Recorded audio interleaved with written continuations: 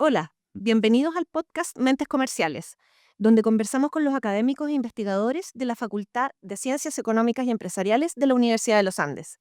Soy Mari Grisanti, periodista, trabajo en esta casa de estudios y hoy día estoy con Nicolás Riquelme, investigador y académico de esta facultad. Hola Nicolás, ¿cómo estás? Hola Mari, todo muy bien, gracias. Gracias por acompañarnos en esta entrevista en podcast. Gracias. Cuéntanos sobre tu investigación. ¿De qué se trata esta investigación que estás realizando sobre las empresas que compiten entre sí y la posibilidad de que la información fluya a través del proveedor que estas empresas comparten? Ya, mira, lo que analizamos acá junto con un coautor es bien simple, es tratar de entender eh, cómo las empresas están compitiendo hoy en día, reconociendo un hecho que se observa de que muchas veces comparten proveedores. Entonces, ¿en qué afecta que compartan proveedores? Bueno, que cada una de estas empresas se relaciona con este proveedor privadamente, ¿cierto? Eh, Y entonces, información que de una empresa competidora puede estar fluyendo a través de este proveedor a la otra. Y eso tiene implicancia en cómo las firmas están compitiendo. El saber más información permite a las firmas tomar mejores acciones en el mercado, afectando la competencia. Entonces, de ahí nace el interés por esta pregunta. Ahora, tiene varias implicancias el por qué estudiar esto. Nosotros estamos principalmente motivados en entender un tipo de práctica que se está dando hoy en día, que se llama Hub and Spoke Collusion, que es un tipo de colusión que justamente las empresas competidoras, pero que quieren justamente no competir y coordinar sus acciones, se comunican, intercambian información mediante un proveedor común. Entonces, queríamos entender cómo funcionaba ese tipo de colusión, cuándo puede aparecer, cuándo no, cómo funciona, en verdad, cómo lo van a hacer, etcétera, Esta etcétera. comunicación a través de un proveedor común es una comunicación, por decirlo de alguna forma, como forzada o es una comunicación, a ver, ¿cómo lo digo? Como que el proveedor no se dé cuenta de que el cliente le está sacando información y trata de saber cosas sin que se sepan, una cosa Claro, un poco así, claro, o es abiertamente, si yo soy cliente y tú eres mi proveedor, yo te pregunto, oye, cuéntame los datos de tu cla- otro cliente. claro. ¿Cómo es eso? Es una muy buena pregunta, porque hay una distinción que nosotros tratamos de hacer claro.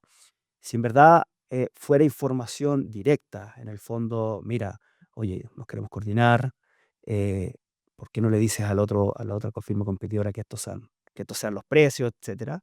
Sería una forma muy directa de transmitir información y coordinarse. ¿Eso es colusión? Eso es colusión Ya. directamente, pero es una colusión en el que las firmas competidoras están involucrando también directamente al proveedor, ¿ya? Y claro, pensándolo en la Fiscalía Nacional Económica, por ejemplo, en Chile, en el agente de libre competencia, es muy fácil encontrar esa evidencia y poder acusarlos de colusión, ¿cierto? Entonces, nuestro análisis, nuestra investigación fue justamente hacernos la pregunta, eso, ¿qué pasa si no lo hacen de forma directa, sino que lo hacen de una forma indirecta? Es decir, por ejemplo, si es que el proveedor puede en la negociación del contrato entre el proveedor y una de las firmas competidoras, si el proveedor ve que la firma competidora está ofreciendo contratos muy generosos, tal vez puede decir, mira, en verdad este proveedor, o sea, esta firma competidora, cree que la demanda va a estar muy grande en este periodo, por ejemplo. Entonces el proveedor aprende eso de las acciones que ve que está realizando la firma competidora. Entonces es una transmisión de información sutil. Es solamente por la acción, por lo que tú me estás diciendo, de cómo, de los contratos que vamos a cerrar, yo aprendo sobre ti.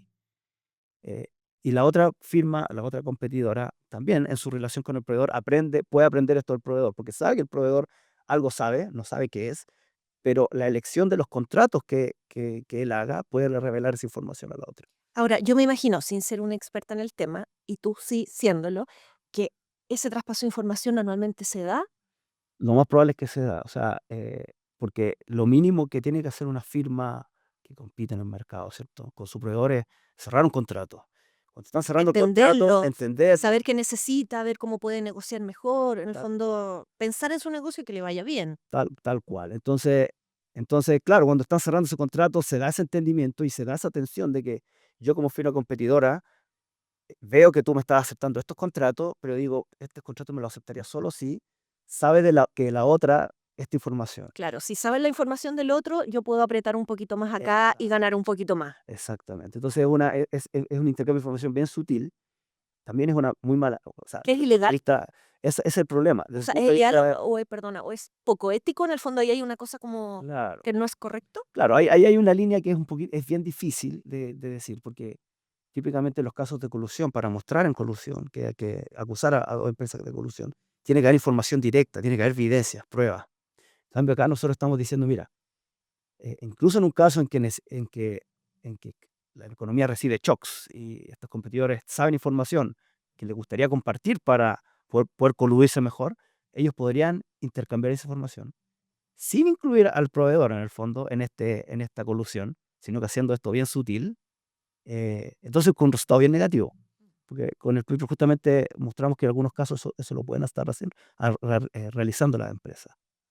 Qué Sí, difícil, es bien porque difícil, me claro. imagino que si a eso le sumamos todos los avances tecnológicos que hay hoy en día, debe ser muy difícil poder constatar ese tipo de Claro. evidencia. Tal cual. Entonces, nuestro punto es decir, bueno, dados estos resultados, un poquito negativos, eh, es como dar la teoría a las agencias de libre competencia de qué formas pueden estar comunicándose y avanzar un poquito el entendimiento, porque en el fondo estas agencias constantemente están tratando de entender el tipo de prácticas que están realizando para poder clasificarlas como algo, no sé, ilegal, no legal, ¿cierto? Entonces, claro, en el fondo nuestra investigación trata de poner eso en la mesa, decir como, oye, mira, en verdad si ellos quisieran, pueden intercambiar esto sin producir ninguna evidencia, que es un poquito, no muy buen resultado, pero que es necesario saber. Que es necesario saber.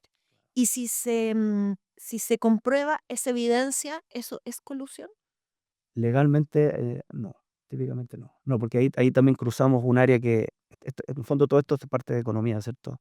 Cruzamos el área del derecho, y en el derecho está bien establecido de que tienen que haber pruebas físicas, tiene que haber una llamada, un WhatsApp, tiene que haber algo que muestre las intenciones de las partes a coordinarse, de coordinarse y en el fondo entorpecer la competencia. En este caso, las compañías siempre podrían argumentar, no, pues esto es un contrato, es lo mínimo que tenemos que hacer porque yo quiero comprarles desde ahí. Entonces es muy sutil. Qué difícil. Sí. Y hay casos, por ejemplo, no sé, de marcas en el extranjero o ¿te suena así algún caso como conocido como para poder ponerle como nombre al Problema, tema? mira, hay casos, sobre todo en el extranjero, bien famosos de este tipo de colusión, de Hub and Spoke. Por ejemplo, en el Reino Unido, un caso como el 2000, en el que procesadores de leche que venden a supermercados, em, entonces estos supermercados se coludieron, en el fondo trataron de coordinar sus precios mediante los procesadores de leche. Pero en ese caso era algo muy directo, sino que le decían, oye, nosotros queremos cobrar tanto, pucha, transmite la información al otro. Y fue un caso probado, que fue una colusión que los supermercados nunca conversaron, en el fondo, directamente, pero sí conversaban con el procesador de leche, que era muy grande. Ahora, eso es directo, es con información directa. Nuestro punto es decir, mira, hay casos que en verdad, incluso si tú buscas por información directa, no lo vas a poder encontrar. Ese es nuestro caso. Ahora, Qué hay otro qué caso, difícil es. sí, es bien, claro, es bien difícil. Hay otro caso bien bullado, solo para darte otro ejemplo, Sí. eh, que es Hub and Spoke Collusion, un poquito distinto a lo que nosotros estudiamos, pero también es bien interesante, que pasó en Estados Unidos con Apple, que es como todo el mundo conoce Apple, ¿cierto? Y las editoriales de libros, las que producen libros en el fondo. Estas editoriales vendían sus libros electrónicos mediante Amazon, pero todas tenían como el diagnóstico, esto es lo que dice el caso, de querer cambiar su modelo de negocio para subir los precios. Entonces Apple orquestó una conspiración entre todas ellas para cambiar el modelo de negocio de cómo vender libros electrónicos, y todas empezaron a vender mediante Apple. O sea, Apple fue el que coordinó toda esta coordinación y claro, por supuesto que el caso se llevó a juicio y le pusieron una multa a Apple por haber orquestado esta conspiración. Y ahí de nuevo, los editoriales del libro nunca conversaron, sino que todo lo hicieron mediante, esa fue su defensa. Eh, Ahora, eso se acerca un poquito más a lo que nosotros estamos haciendo, porque si uno ve las pruebas, uno ve los mails, nunca fue algo directo, como dile al otro que yo también quiero hacer, sino que era muy sutil las comunicaciones. Eh, O sea, ellos se deben haber cuidado de que la la- comunicación fuera muy sutil, tal cual. en Ahora, bajarrastros, no sé. tal cual. Pero desde el punto de vista de Apple se notaba que algo estaba haciendo, porque Estaba dirigiendo un poco, empujando un poco tal cual, el buque hacia un lado. tal cual. Entonces, claro, esta investigación está inmersa en todo ese mundo, que es algo un poquito más reciente, que no se entiende tanto, y trata de aportar un poquito de entendimiento en ese tipo de ideas que salen estas empresas que ahora quieren coordinarse, pero mediante proveedores ¿Y comunes. por qué te interesaste en investigar este tema? Eh, Tal vez leíste algo, viste una situación particular o estudiando, no sé, en tu doctorado. ya, en verdad el interés nació yo tengo, bueno, durante mi doctorado, compartí harto bueno, con el coautor de esta investigación que se llama Ji Hwan Do, que es de la Yonsei University de Corea. Con él compartíamos harto sobre temas de organización industrial en general y temas relacionados a la información. Entonces, claro, justamente por el tipo de investigación que hacíamos teórica, eh, nos dimos cuenta de que se podían estudiar eh, estos casos que estaban saliendo a la luz de Hub and Spoke Collusion, que no eran muy entendidos. Entonces nosotros teníamos el diagnóstico de que en la literatura no había muchos papers acerca de esto. Teníamos por otro lado las noticias que aparecían en estos casos y nos dimos cuenta que teníamos como las herramientas técnicas para poder analizar. Entonces ahí como que hicimos, oye, ¿pero ¿por qué no analizamos esto? Y empezaron a aparecer, empezó a aparecer El, la investigación que empezamos a hacer. el tema. Sí, ahora, lo otro solamente para cerrar el punto, que también nos dimos cuenta que no solamente importa para Have and Spoke Collusion, para entender eso, sino que en general para entender cómo las firmas compiten, porque uno ve, no solo si las firmas se quieren coordinar, esto es interesante, sino que incluso si las firmas compiten, están compitiendo, es importante saber si información está fluyendo o no, porque eso afecta cómo compiten. Entonces, típicamente, si dos firmas tienen información, ¿cierto? Privada. Yo quisiera saber lo que sabe la otra. No lo sé, ¿cierto? No podemos compartirlo, ¿cierto? Y estamos compitiendo. Eh, el hecho de que existe esa incertidumbre en la información repercute en cómo competimos, ¿ya? Y eso afecta a los consumidores. En cambio, si en verdad información fluye, sin querer hacerlo, pero va fluyendo, lo entendemos, por cómo interactuamos con el proveedor, la competencia cambia. Y como cambia la competencia, los consumidores se ven Afectados. afectados, exactamente. Entonces, y eso es lo bonito, y es como que los consumidores, cuando las firmas están compitiendo, se benefician de este intercambio de información. Y la intuición es bien simple, porque en verdad, este es como el driver de por qué se benefician, porque en verdad las firmas enfrentan esta tensión estratégica que no saben lo que hacen el otro, ¿cierto? Entonces, ese es un mercado, ¿cierto? No sé si la otra recibe un shock positivo o negativo, yo recibo un shock positivo, chuta, en verdad, ya, voy a producir cierta cantidad. Pero si en verdad hay transmisión de información y yo recibo un shock positivo, yo voy a aprender que la otra también recibe un shock positivo. De demanda me refiero. Mm.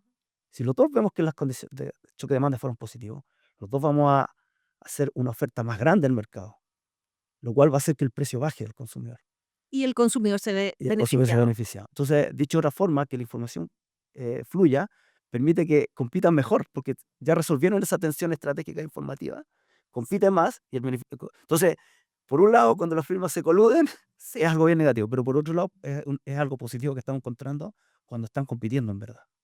Ya, yo justo te iba a preguntar un poco, pero ya me diste la respuesta antes de que te hiciera la pregunta. Eh, en el fondo, ¿cuál es el impacto de esta investigación en la sociedad? Esto que me acabas de contar puede ser uno de los impactos, en el fondo, Tal cómo, cual. cómo repercute en la sociedad una investigación como esta. Tal cual, claro. Todo lo anterior que conversamos es más que nada entendimiento, ¿cierto? Que tiene un impacto, pero que es un poquito más, no quiero decir impacto negativo, sino que es como una malas noticias en el fondo, pero que aporta a poder tener un entendimiento de este tipo de prácticas negativas, ¿cierto? Pero por otro lado, tiene este impacto de poder entender cómo mercados que hoy en día vemos están funcionando de una mejor forma. Porque anteriormente, la literatura, cómo trata de modelar la realidad, es de que son empresas que compiten, que tienen su proceso tecnológico, ¿cierto? Pero no había hecho este punto de que, oye, a lo mejor estas están comprando sus inputs para producir, ¿cierto? Del mismo proveedor. y que es algo que observamos en el día a día. O sea, pensemos en dos supermercados y una marca de televisión cualquiera, ambas compran esa misma marca y la tienen ahí. Claro. Dos retailers, por ejemplo, Sí, grandes, las sí. marcas de ropa, ambos tienen las mismas marcas de ropa. Entonces, y así uno puede estar dando ejemplos de múltiples firmas que compiten, pero que tienen el mismo producto. La Entonces, farmacia. las farmacias, Bueno, exactamente. miles de cosas más, Sí. sí. Entonces, al darse cuenta de eso y que no estaba muy bien estudiado, esta investigación aporta un poquito a entender cómo están compitiendo y ver cómo se afectan los consumidores. Y ahí hay un punto muy interesante también extra a todo esto, que claro, ¿por qué es interesante entender cómo compiten? Eh, y que es uno, yo creo que uno de las cosas que queremos resaltar de nuestra investigación en términos de cómo funcionan los mercados. Eh, en política de competencia constantemente se está analizando cuándo una fusión es buena o es mala para la sociedad. Típicamente las fusiones que son buenas, bueno, no hay ningún problema. Y si son malas, pensemos, si los consumidores se ven afectados negativamente, ¿cierto? Eh, la Agencia Libre de Competencia, se afecta mucho el mercado, ¿cierto? Puede poner, decir, oye, no, aquí no puede haber fusión, o puede pedir ciertos cambios, ¿cierto? A la fusión para poder autorizarla. Entonces, nosotros nos dimos cuenta que eh, si tenemos dos firmas compitiendo, ¿cierto? En el mercado aguas abajo que se llama, Ujú. en un mercado, y tienen un proveedor común, ¿cierto? Y encontramos este beneficio en los consumidores de que fluye información, este beneficio se pierde si es que estas dos firmas le hubieran comprado a proveedores distintos. Si los proveedores son distintos, no hay flujo de información. Se pierde ese beneficio en los Claro, consumidores, no se conectan en no el se fondo. conectan. En cambio, cuando hay uno proveedor, está ese beneficio informativo, solamente informativo. Entonces, eh, esta investigación también aporta un argumento eh, a favor de las fusiones que no se entendía antes en los mercados aguas arriba. Es decir, cuando dos firmas del mercado agua arriba, de proveedores, se fusionan, hay un efecto positivo en los consumidores que no estaba tomándose en ¿Qué consideración. qué es esta del Que flujo de información? exactamente, que estas firmas competidoras en equilibrio van a empezar a transmitir información entre ellas, se va a fluir información indirectamente, y eso hace que compitan distintos, y eso permite que los consumidores estén mejor. Entonces, eso es algo que nosotros estamos eh, dándole en el fondo a esta agencia libre de competencia como un argumento extra para decir, para sopesar cualquier otro costo o beneficio que aparezca ellos estimen. Pero nosotros estamos haciendo el punto, mira, pero hay un beneficio extra de informativo netamente para los consumidores de esa fusión. O sea, que las fusiones no son normalmente o como se asocian como algo negativo Claro, en el fondo, hacia los consumidores, sino que también tienen algo positivo. claro, en el fondo estamos diciendo, mira, todos los beneficios y costos que tú puedes estar estimando anteriormente de esa fusión, agrégale que también hay un beneficio que tú no estabas considerando, que es informativo, que esto que te hemos estado conversando. Entonces, es un punto para hacer a favor de esas fusiones en mercados aguas arriba, que por supuesto es una implicancia de la investigación muy interesante de conocer para la Agencia Libre de Competencia. Qué interesante, lo encuentro súper interesante. ¿Tu coautor es solamente investigador de Corea del Sur o participas con otros investigadores Eh, más? claro, con Doji, que le decimos de cariño siempre, tengo esta línea de investigación que hemos estado conversando, pero también tengo otras líneas de investigación. Ya, Tengo, cuéntame. principalmente, la mayoría de mis trabajos está dentro de organización industrial y economía de la información. En el fondo, cómo las firmas compiten y cómo la información fluye, etcétera. Em, pero actualmente estoy terminando otra línea que empecé recientemente con un profesor de acá de la facultad, que es Daniel Habermacher, que creo que también ya estuvo Sí, en el sí, ya lo podcast, ¿cierto? entrevistamos, sí. Espero que no haya hablado exactamente de este mismo. No, no, lo de... No lo empecé, no le pregunté. Eh, claro, y es una investigación que estamos terminando ahora, que yo lo encontré muy interesante, que toca estos temas, pero no es exactamente lo mismo. Y trata de algo que está bien en boga, de cuál es el efecto de la diversidad de opinión que tienen las personas, en el fondo, dentro de una organización, en el éxito de esa organización. Entonces, es algo que se hablaba en Chile, se hablaba en Estados Unidos, se hablaba en todo el mundo de, oye, deberíamos introducir más diversidad en una organización, deberíamos Personas que piensen que piensen distinto. distinto y que conversen. ¿Deberíamos hacer eso o en verdad deberíamos buscar a la persona, Todas lo más todo parecidas el tipo de todas las posible. parecidas y todo, ya. Entonces, tratamos de aportar a ese debate porque, claro, hace unos años muchas empresas, muchas organizaciones empezaron, no, hay que aportar diversidad, tiene muchos beneficios. Actualmente es como que algunas empezaron todo lo contrario, otras siguen, entonces como que no se entiende muy bien, ¿es bueno o es malo? Entonces, Y según lo que ustedes han estado investigando, ¿es bueno o es malo? claro, justamente nosotros tratamos de modelar, por supuesto, una organización bien, bien simple, y ocupar herramientas de economía de organización, de economía de la información, como te comentaba.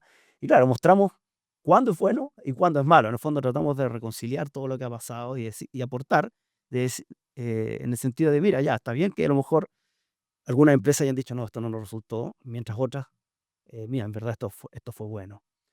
Y lo que nos dimos cuenta de la investigación es que hay dos cosas claves a poner ojo. Una es eh, la calidad de la información para tomar decisiones dentro de la organización. La calidad de la información que pueda hacer cambiar la visión un poquito o pueda hacer reconciliar la visión un poquito de personas que piensen distinto. ¿Qué tan buena es la información que se está produciendo? Porque claro, yo Ah, pienso A, tú piensas B, bueno, investiguemos, claro, uno de los dos va a investigar, bueno, qué claro, tan buena es la calidad de esta información que claro, se está produciendo, que no va a pensar que yo cambie lo que pienses tú o tú, sino que a lo mejor nos va a hacer ponderar estas cosas. claro. O tal vez tú estás dando una opinión y yo estoy repitiendo un concepto de algo que leí en una revista científica o que leí que es una información súper concreta y tú estás hablando sobre ese mismo tema, pero es tu opinión, que tal vez no está tan fundamentada. Entonces, ahí va con el tema de la calidad de la información. Tal cual, exactamente lo mismo. ¿Qué información está llegando a la organización? ¿De qué calidad es? En verdad, ¿qué tan? Porque claro, uno puede ir con cualquier diario y dice: "Bueno, en verdad esa información no es muy precisa". Claro, Pero si uno dice: "Oye, pero mira, esta investigación en tal claro. parte", a lo mejor eso es más preciso. Eso me refiero con calidad de la investigación. Eso es un punto importante. Y otro punto muy importante es, la inclusión de las personas en la organización. Inclusión es una palabra súper amplia. ¿En Súper qué sentido la En este enfocas? sentido es que, en el sentido de cuánto vamos a ponderar la voz, la opinión de cada persona, después de haber puesto más información en la mesa, Sí. en la elección del proyecto que vamos a llevar a cabo como organización. En el fondo, tú sabes algo, ¿cierto? Yo sé otra cosa. Bueno, pero ¿cuál es el proyecto que al final vamos a terminar realizando? O sea Proponemos que, esta información en la mesa, conversamos, bueno, pero ¿cuál es el proyecto que en verdad estamos? Entonces, si en verdad eh, somos los dos y en verdad el proyecto nos te está escuchando a ti, a pesar de que a lo mejor somos distintos, hay algo que en verdad no te estoy incluyendo en la decisión, estoy tomando yo la decisión. Entonces, el punto acá es que eh, eh, junto con la información es importante que uno escuche a todas las personas en la organización. Tiene un valor tener personas que piensen distinto, pero solo si la estamos poniendo en consideración. Esto se entiende muy, muy fácilmente. En verdad, supongamos una empresa que dice: "Yo quiero, sí, la diversidad es algo bueno, etcétera, ya, traigamos gente que piense distinto". Pero al final sigo eligiendo el proyecto que dice el jefe y claro, no tomo la opinión de él. Entonces, ahí la diversidad no ayudó, porque no lo claro, estamos claro. no tiene sentido. Lo escucha, pero en el fondo no lo toma en cuenta. Exactamente. En cambio, en organizaciones que sí se tomaron en cuenta, claro, esta persona tiene otra opinión, pero tiene información valiosa también. Entonces, claro, nuestro resultadito justamente apunta a eso, de que cuando la diversidad tiene el efecto más fuerte en el fondo, es en organizaciones donde la información es suficientemente buena y todos los miembros son suficientemente incluidos. Y eso, por ejemplo, no sé si ustedes lo han como profundizado más en el trabajo que están haciendo, pero eh, esa inclusión de información para poder tomar decisiones se da más, por ejemplo, en empresas tecnológicas, en empresas culturales, en empresas de alimentación. O sea, hay como alguna información como un poco más concreta de decir, ya, esto sí resulta en Claro, este tipo de comercio. claro, claro. Sí, a ver, no hemos hecho la baja directamente a tipos de industria, pero nosotros lo relacionamos un poquito más a algo cultural, cuál es la cultura organizacional de cada organización, porque en algunas organizaciones, por ejemplo, a lo mejor es bien visto: "Oye, tráeme cualquier información y reaccionemos según eso". También otras, organizacionalmente, si uno trae esa información, te van a mirar y decir: "No, pues, o sea, ¿no? Esta información tiene que ser suficientemente buena. O sea, culturalmente todos entendemos que tiene que haber un reporte, tiene que haber evidencia fuerte de alguna institución, de algún otro académico, de algo que tenga un peso para poder ser algo que se ocupe en las decisiones. Entonces yo creo que va más a eso, va más relacionado a eso, a culturalmente la organización, cómo operan las cosas. Entonces, claro, ahí nos falta hacer la bajada un poquito a, bueno, ¿verdad? Vamos a, ¿en qué organizaciones esto funciona bien y cuáles no? Que eso es Y parte de... en el tema cultural, sin saber del tema tampoco, es algo que estoy opinando, pero tal vez en el tema cultural podrá ser que, por ejemplo, la cultura asiática tenga como una línea súper distinta o súper marcada versus la cultura latinoamericana, Mira, en verdad, puede ser, ¿verdad? puede ser, Esto es anecdótico, por supuesto, yo tengo este coautor que está de en Corea del Corea, Sur. Corea del Sur. Sí, Tengo coautor también allá en China, que, by the way, está en Wuhan University. ya. En Y Wuhan, ni más ni ni menos. más ni menos, sí. Me ha dejado invitado varias veces, pero no Anda le- con sí. mascarilla. eh, pero bueno, interactúo harto con gente de Asia y en verdad tienen una cultura del trabajo muy Muy rigurosa, marcada, muy muy marcada. orgullosa, sí. Entonces, sin conocer mucho las organizaciones allá, yo creo que debe tener harto asidero eso que tú dices. En el fondo, el estándar de información debe ser bien alto porque todos operan a un nivel muy alto. No quiero decir que en Chile no, ¿cierto? Porque también tenemos muy buenas empresas, pero yo creo que en promedio, sí. En promedio, si uno ve las organizaciones allá y las organizaciones acá. Así que sí, yo creo que Ya puede haber ahí algún tema. puede haber algún tema, sí. Y, y bueno, estamos hablando de las otras investigaciones en las que estás participando. Esta que me acabas de comentar es una. ¿Participas en alguna otra? Claro, participo en otras. También tengo hartos intereses en un área que se llama economía política, que trata de hacer el link entre los temas económicos y políticos. En el fondo trata de reconocer de que al final, por muy buen diagnóstico uno tenga económico, al final los que toman las decisiones son los políticos. Y Y hay los, que influir en ellos. exactamente. Entonces, los políticos Sí. responden a sus incentivos.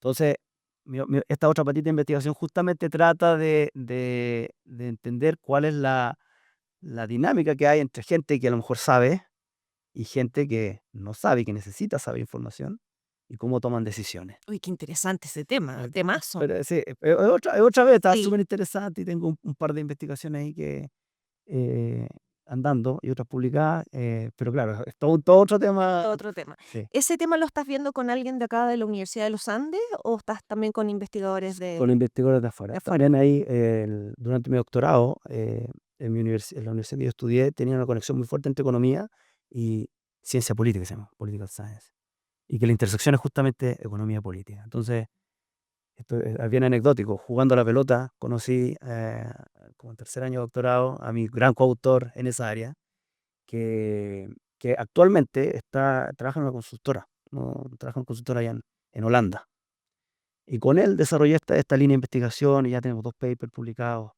Tenemos también, en el segundo paper justamente tenemos otro coautor que está en Princeton, que es de esta área de Political Science.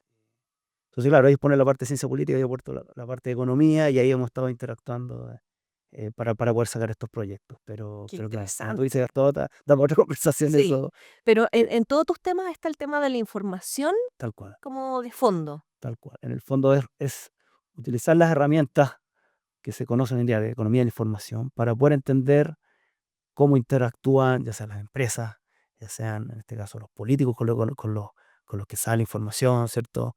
En otro proyecto, ¿cierto? Tengo esta economía política, tengo cómo interactúan los países y las organizaciones internacionales, porque también hay mucha interacción, hay negociación, hay mucha estrategia, pero también hay información que oculto.